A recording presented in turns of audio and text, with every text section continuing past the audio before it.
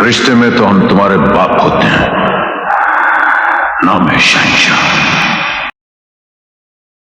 Band gain peak, तो ये जो सर्किट है जो कि pass band gain peak provide करेगा बैंड पास फिल्टर के लिए, तो वो आपके सामने ये जो फिगर है ना ये शो कर रही है।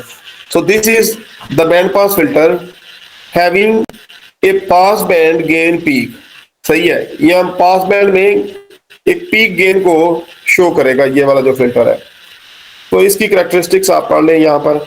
The op amp is configured in inverting mode.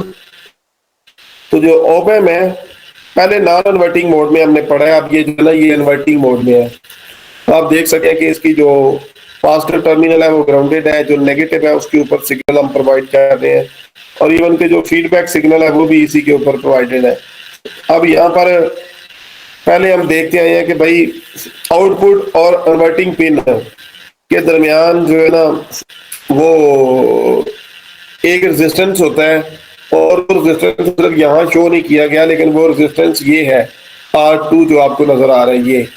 सही है, और R2 से फिर जो एक टर्मिनल है R2 का वो इन्वर्टिंग पिन से कनेक्टेड है, और इन्वर्टिंग पिन जो है ना वो C2 के एक टर्मिनल से कनेक्टेड है। तो ये दोनों बेसिकली एक RC सर्किट बनाते हैं, ये दोनों मिलके एक RC सर्किट जो है ये बनाते हैं। फिर दूसरा जो है R1 और C1, ये दूसरा RC सर्किट जो है ना ये आप बनाते हैं। मतलब इन दोनों में से एक जो है ना वो क्या है हाई पास वाला, और एक जो है इन दोनों में से एक जो है ना वो लो पास वाला जो है ना वो फिल्टर है। तो यहाँ पर ये जो आपके पास है C2 वो शो कर रहा है काइंड ऑफ हाई पास, और ये जो है ना ये लो पास फिल्टर जो है ना उसको रिप्रेजेंट कर रहा है। ओके, अब हम इसके आगे चलते हैं इसके एनालिसिस की तरफ। वो कहता है there are two feedback paths, दो फीडबैक पाथ है। कौन से वाले? R2 और C1। R2 से भी फीडबैक हो रही है और C1 से भी फीडबैक हो रही है। सो यहाँ पर दो पाथ है R2 और C1, named as a multiple feedback filter. तो ये एक ऐसा फिल्टर है जिसको नाम दिया जा सकता है कि ये मल्टीपल फीडबैक रखता है।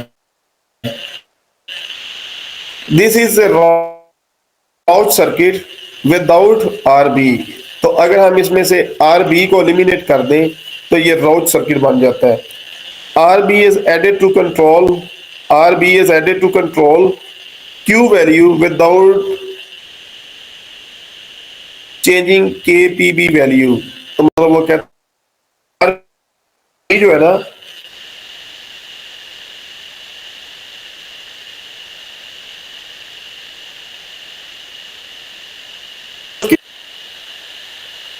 कि Q वैल्यू कंट्रोल करेगा, Q को कम या ज्यादा और हमें Q को कम या ज्यादा है तो हमने यहाँ पर उस पर्पस के लिए अगर हम RB तो ये बहुत शायद बाकी वही फंक्शन होगा, फिल्टर ही होगा ये, पर स्मॉल नहीं होगा। वो कहता है अदर सर्किट कन्फिगरेशंस,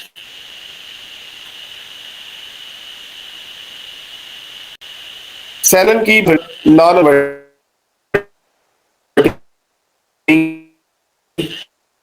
दूसरी सर्किट जो आप के लिए वो ऑफन यूज होगा।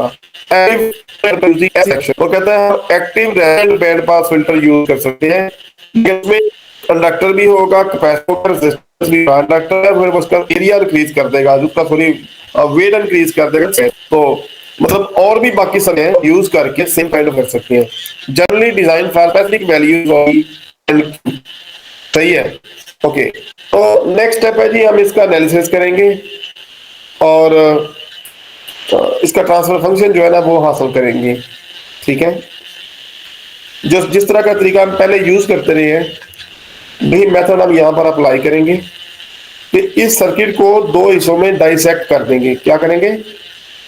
सर्किट को दो हिस्सों में डाइसेक्ट यानी कि काट देंगे दो हिस्सों में। एक हिस्से में आ जाएगा आपके पास ये क्या बोलते हैं जी ऑप एम्प, और दूसरा हिस्सा बन जाएगा फिल्टर सेक्शन। सही है, और दोनों का हम सेपरेटली एनालिसिस करेंगे, फिर जो एनालिसिस है उसको कंबाइन कर लेंगे और हम इसका फिल्टर का ट्रांसफर फंक्शन जो है ना वो हम फाइंड आउट कर लेंगे। वो कहता है note v minus is equal to v positive is equal to 0 for negative feedback. तो ये हम पहले ही पढ़ चुके हैं कि ओपन में जो है ना जो पोटेंशियल डिफरेंस होता है दोनों इनपुट्स के दरमियान वो अप्रॉक्सीमेटली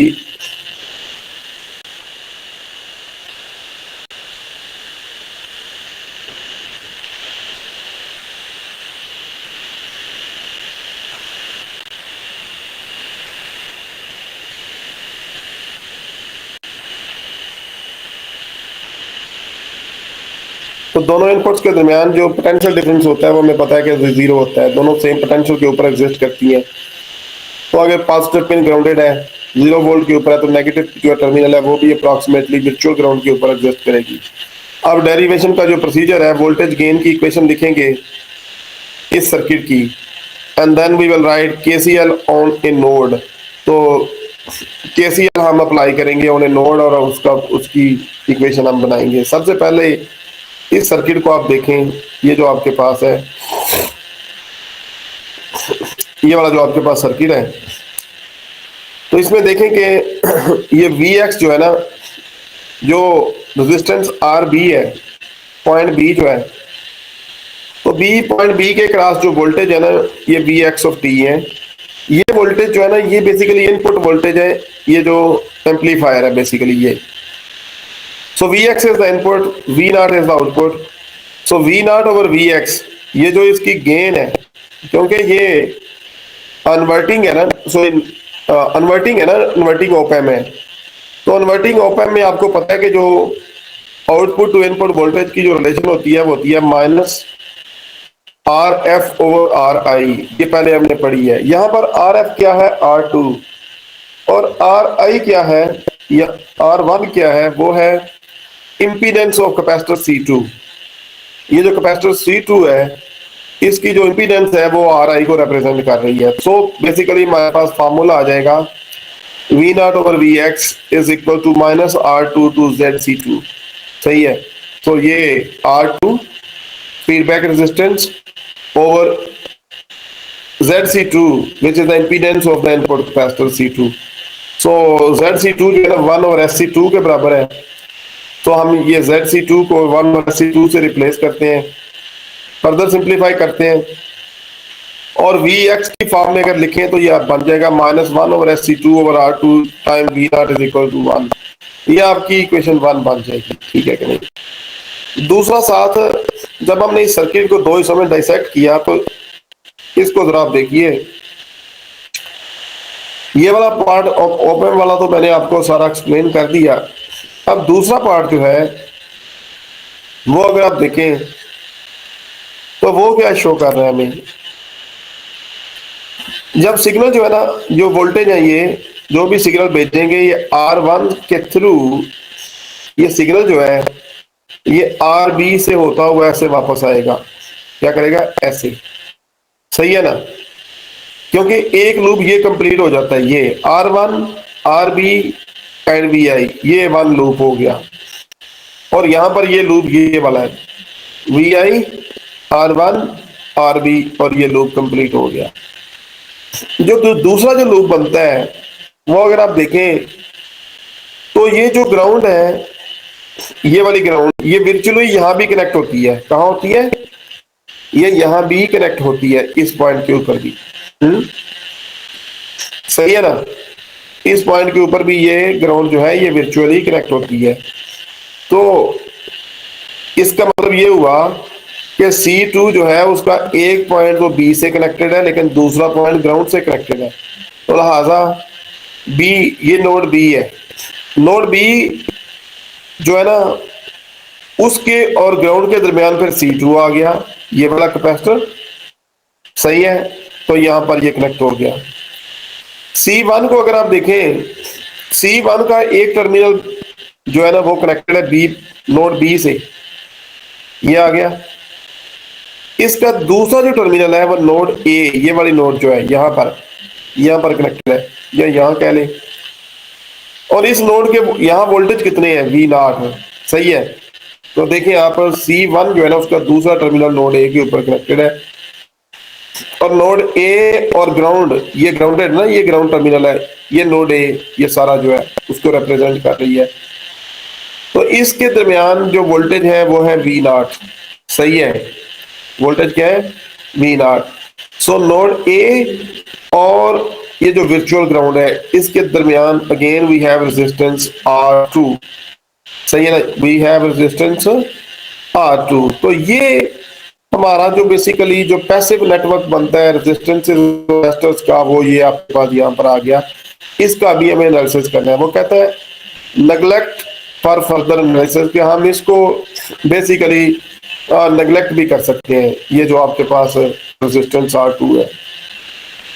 ओके, अगर हम उसको नेग्लेक्ट कर दें, वो नेग्लेक्ट क्यों कर सकते हैं बेसिकली, कि बेसिकली एक तो इसका पता है हमें कि भाई जो है ना ये R2 जो है इसके इस पॉइंट के ऊपर V0 वोल्टेज है, इधर 0 वोल्टेज है, इसके क्रॉस कितने वोल्टेज है वो पता है, इसकी करंट का हमें पता चल जाता है, इजीली पता चल जाएगा। ओके, अगर हम इसको नेग्लेक्ट कर दें तो हमारे पास जो रिमेनिंग सर्किट है वो ये बन जाता है सही है।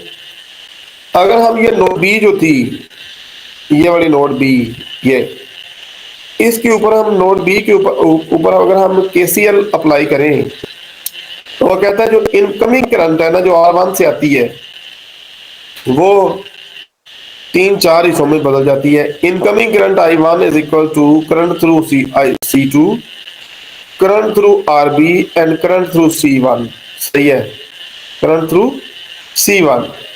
तो ये तीन डिफरेंट डायरेक्शन में जो करंट जाती है, current through C2, through RB, through C1, ये तीनों करंट जो है ना ये जमा होके किसके बराबर है, इनकमिंग करंट, और वो कितनी है I1। तो आप देख सकते हैं कि I1 is equal to I2 plus I3 plus I4, और I1 is equal to I2 plus I3 plus I4, ये चारों करंट्स के, तीनों करंट्स के बराबर I1 बन जाती है। अब देखना यह है कि भाई आपके पास जो I1 है ना ये कितनी है, I1 की क्या एक्सप्रेशन है। वो कहते हैं I1 जो है ना ये वो करंट है जो इस रेजिस्टेंस R1 में से फ्लो करती है। अगर हमें रेजिस्टेंस R1 के वोल्टेज का पता हो कि उसके लेफ्ट साइड पर राइट साइड पर कितने वोल्टेज है या पोटेंशियल डिफरेंस कितना है R1 के क्रॉस, तो हम जो है ना I1 जो है ना उसको कंप्यूट कर सकते हैं। तो बेसिकली हमें यहाँ पर पता है कि R1 के लेफ्ट साइड पर VI वोल्टेज है और इसकी राइट साइड पर VX वोल्टेज है। आप यहाँ से देख सकते हैं जो यहाँ पर रिप्रेजेंट किया हुआ है कि एट नोड के ऊपर जो वोल्टेज है वो कितने हैं, VX। So VI and VX, तो VI माइनस VX ले लें, R1 के वोल्टेज का पता चल जाएगा।